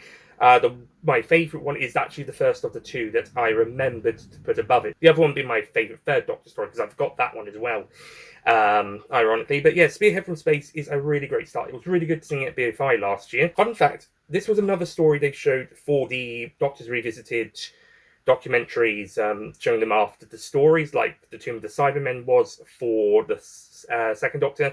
This one was for the 3rd Doctor, and Remembrance of the Daleks was the 7th Doctor's one in the States, although we got Battlefield. Similarly, the 10th Doctor one, Signs in the Library, my second favourite 10th Doctor story, was the one we got whilst a US got stolen off Journey's End. And I believe another of my honourable mentions was done for another Doctor, but we'll get to them. But Spearhead from Space, when I first saw it, I was actually a bit tired that day. Felt a bit tired. I think that was one of my earliest times I've been tired in the daytime, bit of a sloggy Saturday. So I don't think I quite liked it as much as at the time of when I saw that for the first time, as I would when I would later rewatch the story on DVD and Blu-ray or at the BFI. But ever since watching it on DVD for the first time, it's gone up to one of my favourites of the show, and one of my favourites of Pertwee's era, and second favourite post-regeneration story. It is really, really good. So yeah, definitely a really strong starting point for Doctor Who if you've never seen the show. If you want to go back to watch the classic series and you want a good starting spot, go to this story. It's out on an individual Blu-ray, and it's also on the Season 7 set. Yeah, check it out. Interestingly, when this was released on special edition DVD, they released it in a box set with Terror of the Autons. That's the only special edition DVD to be released alongside a not special edition release. They're either individuals, or in the case of the Revisitations releases, released box sets of special editions. So this is a interesting, curious fact. On to number 16, and that is my favourite story of the 3rd Doctor's era, The Daemons, from Season 8, airing in 1971, starring John Pertwee as the Third Doctor. And interestingly, these last 3 honourable mentions have been in one story in season order. One story for season 6, one for 7, one for 8. No, we're not going to go to season 9 next. As I mentioned, this is my favourite for John Pertwee's Doctor. And yeah, The Demons is a really great story. Really enjoyed it. I know it may not be for everybody, but I think it's a really great story about the kind of the black magic sort of things with the Master trying to summon a Zhao, and you've got the White Witch, Miss Hawthorne, who's actually quite a fun side character, or supporting main character, maybe even. It's also one of the best stories for Captain Yates and Sergeant Benton. It's really fun seeing them go in civilian year just to kind of investigate what's happened to the Doctor and Joe and getting involved there, and Unit coming a little bit later on in the story. And even though this is the 5th story in a row to feature the Master, as all stories in Season 8 had the Master as a main villain or a secondary main villain, his presence is still really great in this adventure. Azal's also an effective villain. He's not one of the greatest, but he does have a great presence when he's on screen, and this Stephen Form does a great performance here. You can tell this is why they cast him for Omega a few years later, and then Eldrad a few years after that. He does really good in the scenes he's in, even if the visual effects aren't quite that great. And I don't think the Blu-ray for Season 8 had this one as one of the stories with the updated special effects. I think they just did Terror of the Autons for that one, which, to be fair, probably needed it more, so fair enough. Now, what about Invasion of the Dinosaurs for Season 11's? Also, this is the other 5-part story I mentioned when talking about the Mind Robber. This one at the actual episodic, usual classic series episodic length. Well, usual aside from season 22, of course. Number 15. I originally had this one below Spearhead from Space, but after my number 14 came in, I decided to put Spearhead below this one, and then Damon's in between those. Going back to what I was talking about with Ark in Space, with my numbers 14 and 15 spots being my second and third Robert Holmes scripts, that was when Spearhead was originally my number 14, so that's now gone down to being my third favourite Robert Holmes story instead of second. So what was my third is now second, and that is The Caves of Androzani from season 21, starring Peter Davison as the 5th Doctor and Colin Baker as the 6th Doctor at the very end. Airing in 1984. I should also mention Bad Wolf and the Parting of the Ways briefly features David Tennant as the 10th Doctor at the end of that story, as that's the 9th Doctor's regeneration story into the 10th Doctor.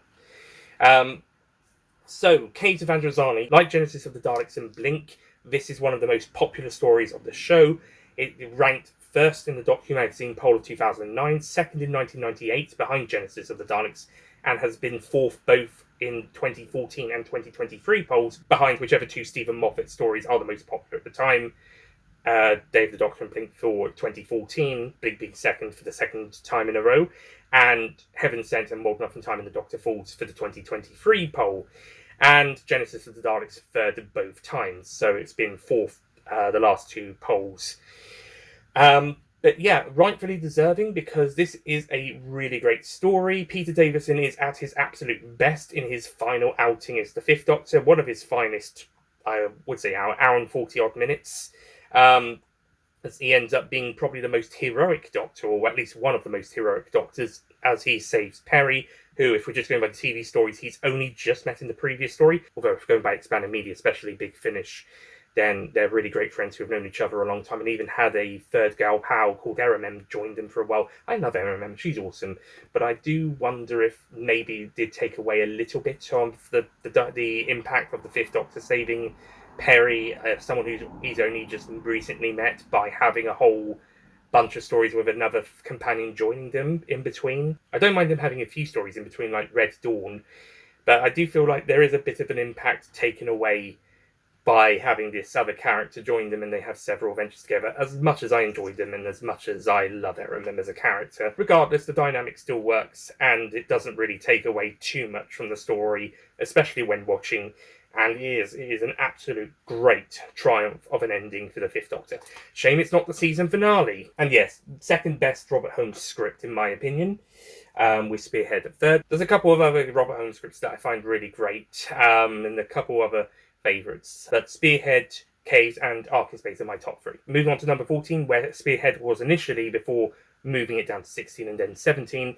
The story I remembered that I actually liked more, one of the stories I liked more this time, the post-regeneration story that I consider the best of the show, and that is the 11th Hour from Series 5, Season 31, airing in 2010 and starring Matt Smith as the 11th Doctor. This is my favourite post-regeneration story. It is a really fun episode. It's a great way to introduce Matt Smith's Doctor and Karen Gillan as Amy Pond. And also Arthur Darvill as Rory Williams, who becomes more significant to the series later on in The Vampires of Venice, for reasons I'm sure you know already.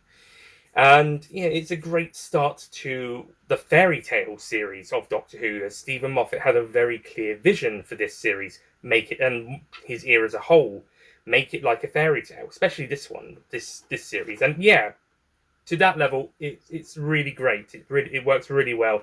It's really strong. Very fun episode. I know some people may not find much going on in it. There's a few detractors that don't really like it or find it a bit dull. You know, I can understand where they're coming from in places, but I can't help but really enjoy it. It's a great slow burn build up as a story with some amazing moments, such as the stuff on the rooftop and the Doctor's plan to capture Prisoner Zero and hand him over to the Atraxi, and then goes up to the rooftop to confront the Atraxi about threatening to destroy Earth if Prisoner Zero does not hand himself over / get captured in time. Yes, there is a bit of a countdown clock in this episode, but it works really well alongside all of the setup stuff. It's a great start, and it proved pretty much in 65 minutes that Doctor Who could continue without David Tennant or Russell T Davies, as many people feared the series following their departure, it would not be able to continue. But Stephen Moffat and Matt Smith, as I've said before, including the series ranking videos, they came in and proved everybody wrong. Doctor Who could and did continue without David Tennant and Russell T Davies. And even though they've come back to the show since, we did have 12, 13 years of 2 other showrunners and 3 other Doctors to show, yes, the series could work without them. And say what you like about those series in between, but Series 5, in my opinion, and especially this episode, prove it can continue. And I think it's difficult to deny that at least Series 5, and maybe 6 as well, did still continue Doctor Who being quite significant and relevant culturally. Even if there was a bit of a dip after David Tennant left, Matt Smith was able to carry it on a little bit longer, at least up to the end of the 50th anniversary, maybe dipping a little bit before then. Also, the American audience really jumped on during Matt's era, especially with Series 6. So I think culturally, the 11th Doctor's era is quite significant for the US. And I think if it wasn't for this series, specifically this episode, that probably wouldn't have happened. We probably wouldn't have the series carry on beyond Series 5 if it hadn't been successful. But thankfully, the 11th Hour proved the series could continue. That being said, it's not my favourite episode from Series 5. We're coming back to that later. But first, number 13, Earthshock from Season 19, starring Peter Davison as the 5th Doctor, airing in 1982. I think this story was the 5th Doctor story they aired for the Doctors Revisited as well, so I saw it then. I think I saw a brief glimpse of it the weekend we saw The Impossible Astronaut, but we were going to watch that one, so we only saw a few minutes of episode 2 of that. But this was one of my earlier DVDs that I got in 2011, along with Delta and the Bannerman and the Canine Tales box set, The Invisible Enemy and Canine Company, A Girl's Best Friend. So this was one of the next 4 DVDs I got after Remembrance of the Daleks. Actually, slight correction, Genesis of the Daleks and Destiny of the Daleks were my 5th and 6th DVDs, joint 5th and 6th. So Earthshock, Delta and the Bannerman and the Canine Tales box sets were actually 7th to 10th, but individuals. Canine Tales has Invisible Enemy and Canine and Company, A Girl's Best Friend. So those were actually my 7th to 10th Classic Who DVDs. Genesis and Destiny were my 5th and 6th, or joint 5th and 6th. I actually picked up Destiny first, and then the 5 Doctors 20th Anniversary Edition, and the 2 Doctors for Christmas after that. So I was still able to watch the story at the end of 2011 or start of 2012, even if I didn't watch it in April when it was having an airing. I think it was on Drama at that time. What is now You in Drama. Yeah, this is a really great story, not just for the two shocking endings to parts 1 and 4, but it is still a really great story. Episode 1's a great build up to the mystery, again, like Ark in Space and the Mind Robber. Um, and it's a really great Sideman story. I think it's my third favourite Sideman story, fourth counting Five Doctors. 80 Sidemen at their best, even if the design's not perfect, but it's a little bit better than some of the other ones. And it's just a really great story overall, even without the shocking cliffhanger to part 1 and the shocking conclusion to part 4. What an excellent story. That's my favourite classic series story of the Honorable Mentions list, and then the next one is number 10, The Ark in Space. So, New Who for the top 2 Honorable Mentions. Number 12, also from Series 1, or Season 27, airing in 2005, and starring Christopher Eccleston as the Ninth Doctor, Dalek, the other Dalek story of this series, and like its follow-up, it's fucking amazing. Robert Schumann takes the basis of his audio Jubilee featuring the Sixth Doctor that came out in 2003 and repurposes it for a brand new Dalek TV story that reintroduces them into the new series in a big way, and reveals that it was the Daleks who were the ones that Time Lords were fighting in the Time War, that was established earlier this series, and that the Doctor was the one who ended the Time War. I mentioned earlier in Bad Wolf and Departing Ways that could be Eccleston's best performance as the Ninth Doctor, but there might be one other that can compete with it. Well, it's this one.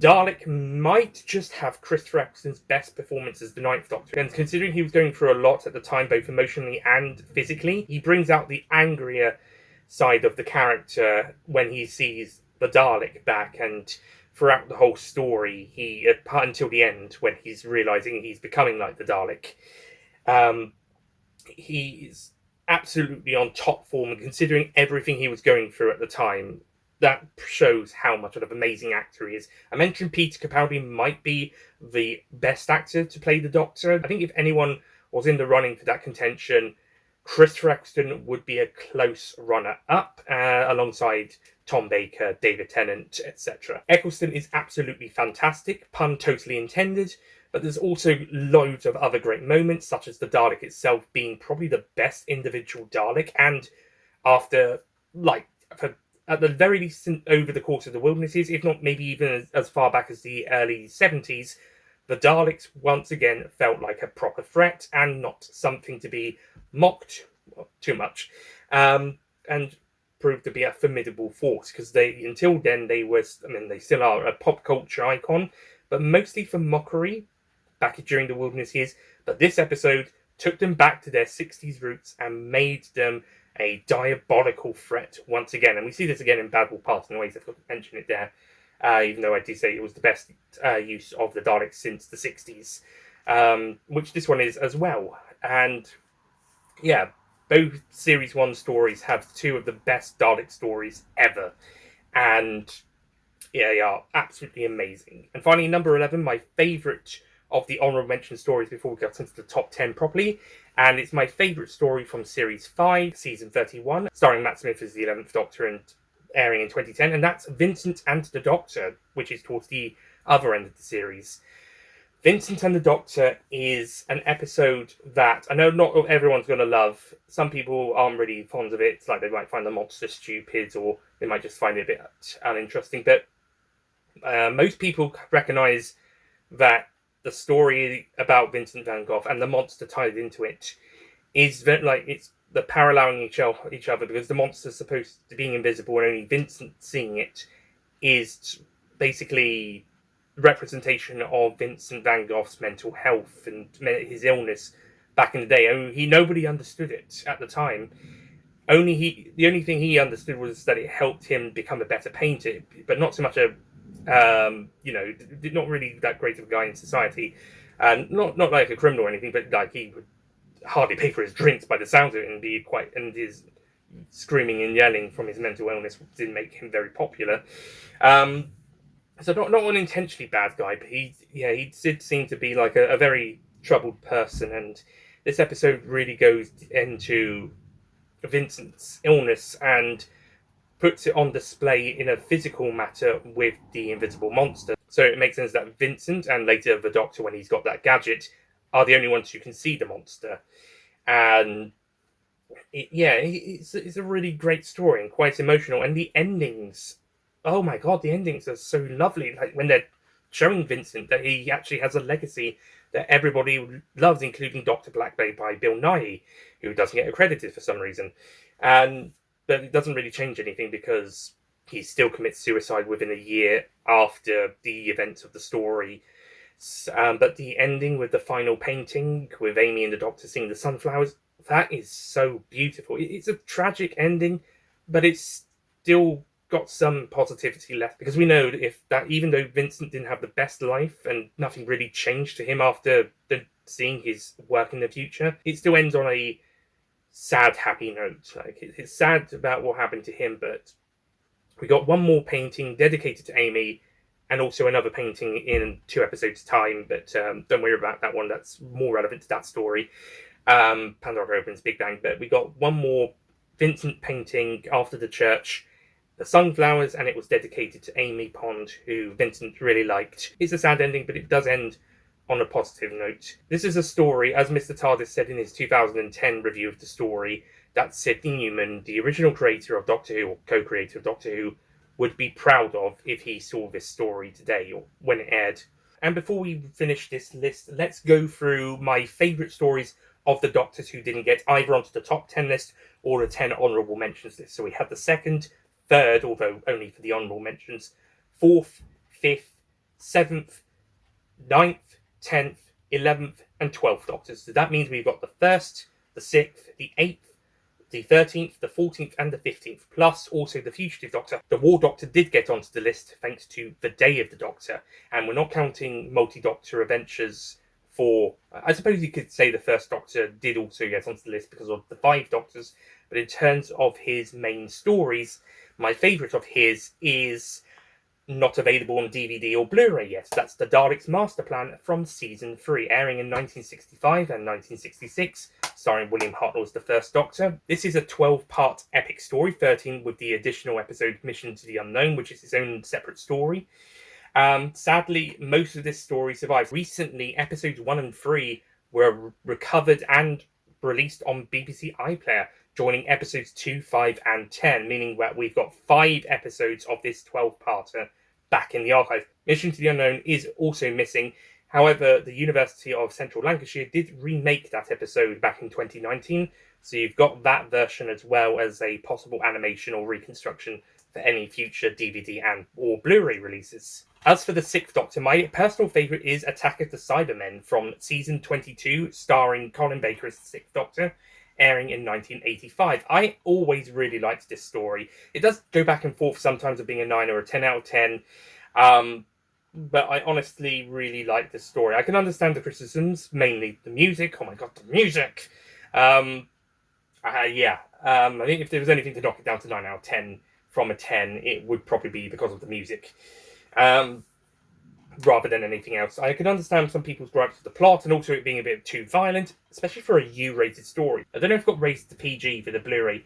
I think the disc might be a 12, but that could be due to extras rather than the story itself. The BABFC did say in a podcast that the first Doctor Who story to actually get a 12 rating that wasn't due to extras is the TV movie. Then again, they haven't animated the Daleks' Master Plan Part 12 or the Massacre Part 4 yet, so...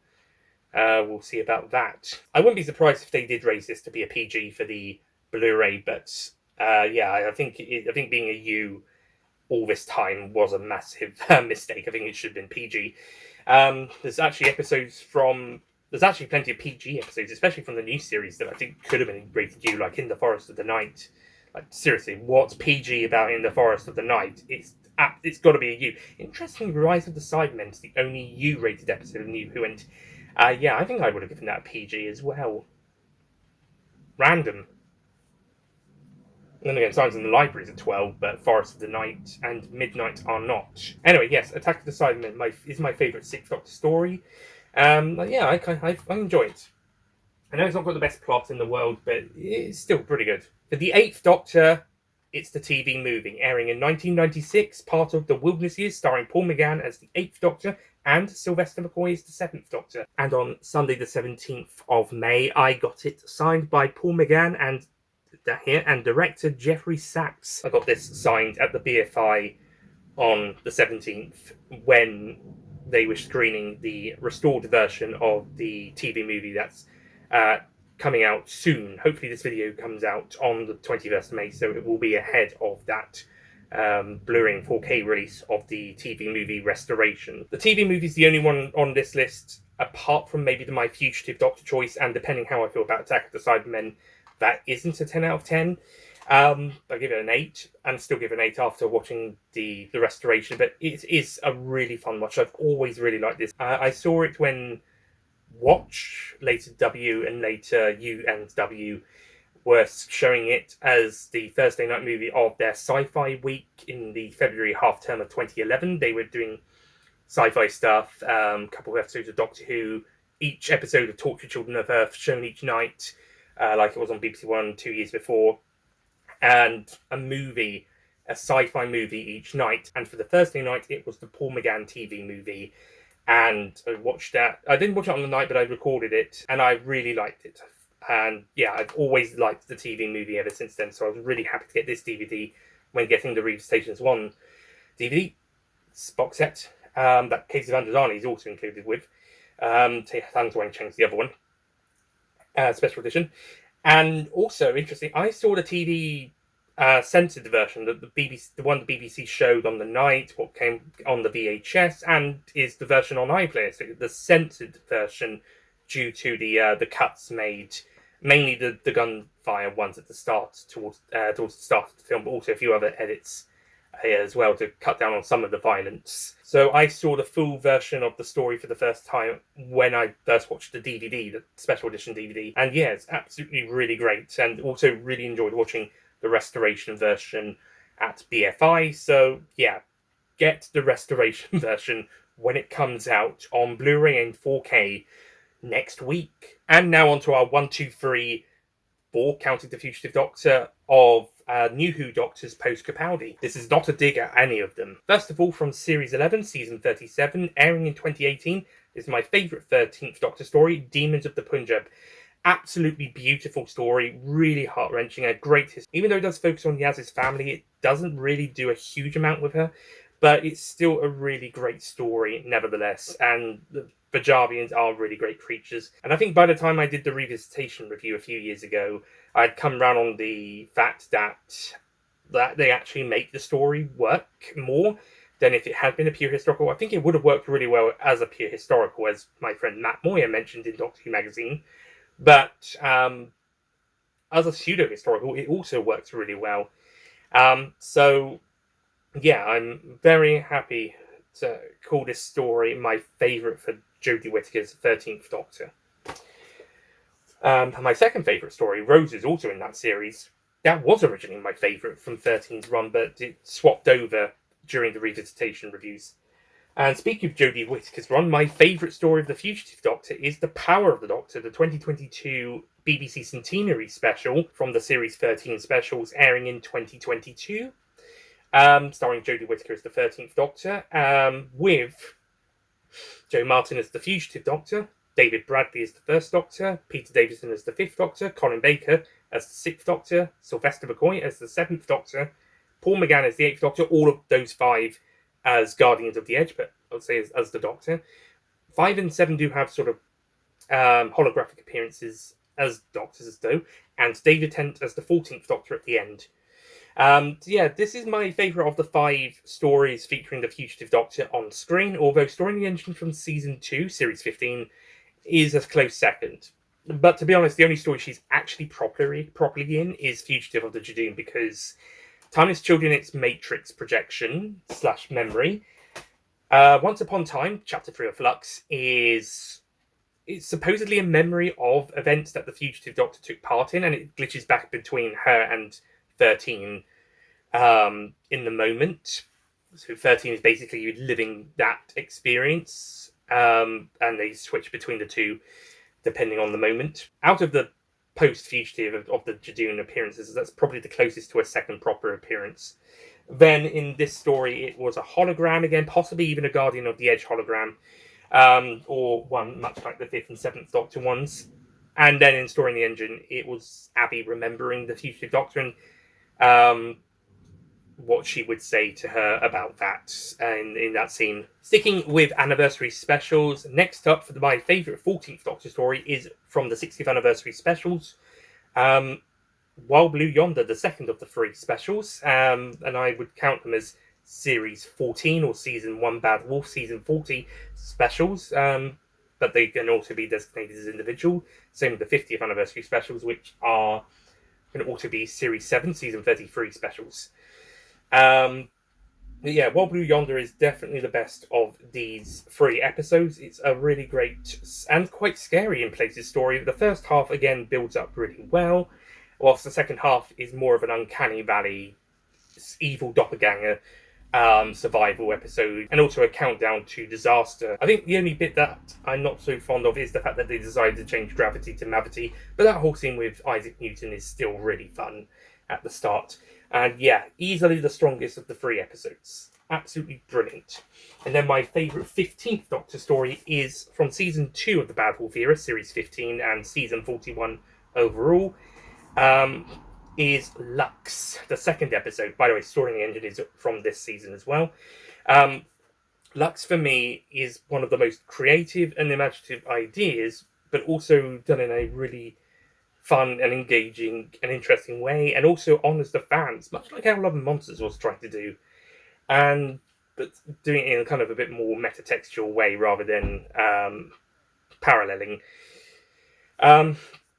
It's a really great episode and really creative and really fun. The thing with the fan may be acquired taste, depending on how much better texture people like in the series or how well they think it was handled. But in my opinion, it was handled really well, and the whole story itself is so good. Mr. Ring-a-Ding is a delight.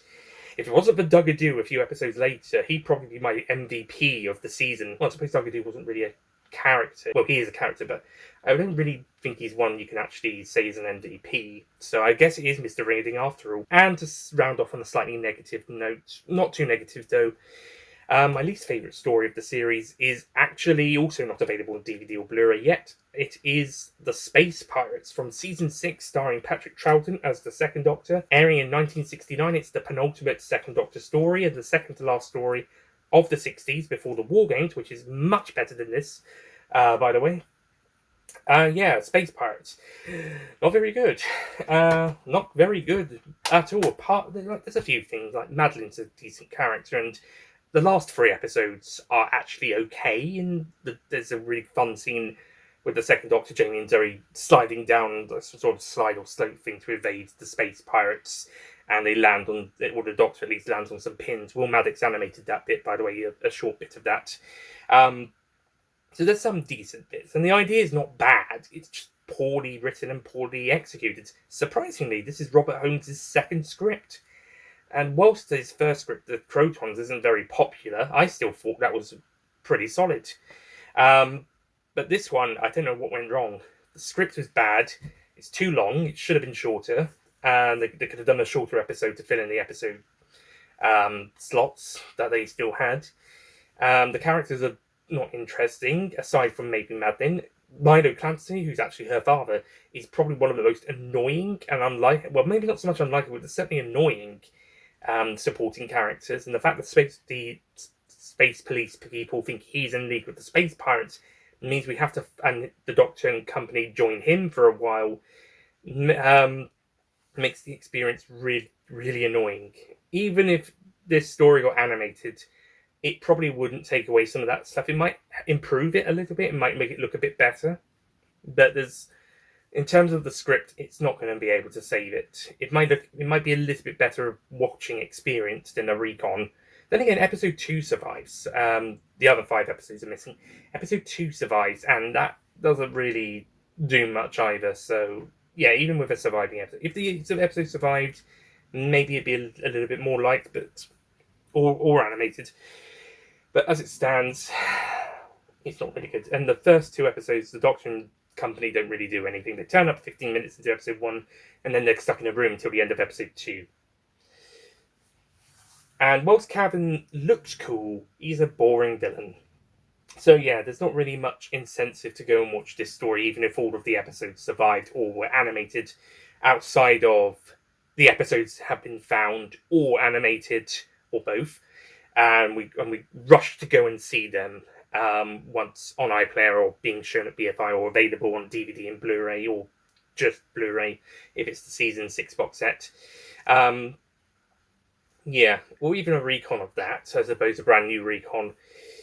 Oh well. But anyway, that's it for my list, including the honourable mentions and the sole dishonourable mentions, plus a few extra honourable mentions for doctors not appearing on the list. Hello, Nick here again, this time from Wednesday the 20th of May, so cutting this really fine if this does go out on the 21st, or very early on the 22nd. But just doing the recap of the list that I forgot to record for both times, so do the main ranking list first, then the honourable mentions, and the favourite of the other Doctors who didn't make any episodes on the list. So, number 10, The Ark in Space from Season 12, with the 4th Doctor. Number 9, Well Enough in Time and The Doctor Falls from Series 10, Season 36, with the 12th Doctor. Number 8, The Tomb of the Cybermen from Season 5, with the 2nd Doctor. Number 7, Heaven Sent from Series 9, Season 35, with the 12th Doctor. Number 6, Blink from Series 3, Season 29, with the 10th Doctor. 5, City of Death from Season 17, with the 4th Doctor. 4, The Five Doctors, technically from Season 20. It's the 20th anniversary special with the 5th Doctor as the main Doctor. Number 3, Bad Wolf and Departing of the Ways, with the 9th Doctor and his regeneration story from Series 1, Season 27. Number 2, Remembrance of the Daleks from Season 25, starring the 7th Doctor. And number 1, The Day of the Doctor, the 50th anniversary special from the 50th anniversary / Series 7 / Season 33 specials. And with the 11th Doctor as the main Doctor, and this is also the War Doctor story on the list as well. And then the main honourable mentions, numbers 20 to 11, are Inferno from Season 7 with the 3rd Doctor in 20th, Genesis of the Daleks in 19th with the 4th Doctor, that's from Season 12 as well. Number 18 would be The Mind Robber from Season 6 with the 2nd Doctor. Number 17, Spearhead from Space with the 3rd Doctor in their debut story from Season 7. Number 16, The Daemons, with the 3rd Doctor from Season 8. Number 15, The Caves of Androzani, the 5th Doctor's final story from Season 21. Number 14, The 11th Doctor's debut story, The 11th Hour, from Series 5, Season 31. Number 13, Earthshock, from Season 19, with the 5th Doctor. Number 12, Dalek, from Series 1, Season 27, with the 9th Doctor. And 11, Vincent and the Doctor, also from Series 5, Season 31, with the 11th Doctor. With my dishonourable mention going to the Space Pirates from Season 6 with the 2nd Doctor, and then my favourite 1st Doctor story is The Daleks' Master Plan from Season 3. My favourite 6th Doctor story is Attack of the Cybermen from Season 22. My favourite 8th Doctor story is the TV movie from the Wilderness Years. My favourite 13th Doctor story is Demons of the Punjab from Series 11, Season 37, and 13th Doctor story, The Power of the Doctor, the BBC Centenary special, is my favourite Fugitive Doctor story. My favourite 14th Doctor story is the 2nd of the 360th anniversary / Season 1 Bad Wolf / Series 14 / Season 40 specials, Wild Blue Yonder, 2022 specials, also Series 13 / Season 39 specials. And finally, my favourite 15th Doctor story from Season 2 of Bad Wolf's era / Series 15 / Season 41 is Lux. So, yeah, thank you very much for watching this video. Hope you enjoyed it. Sorry if it was quite long. But yeah, I'll see you guys next time. And goodbye.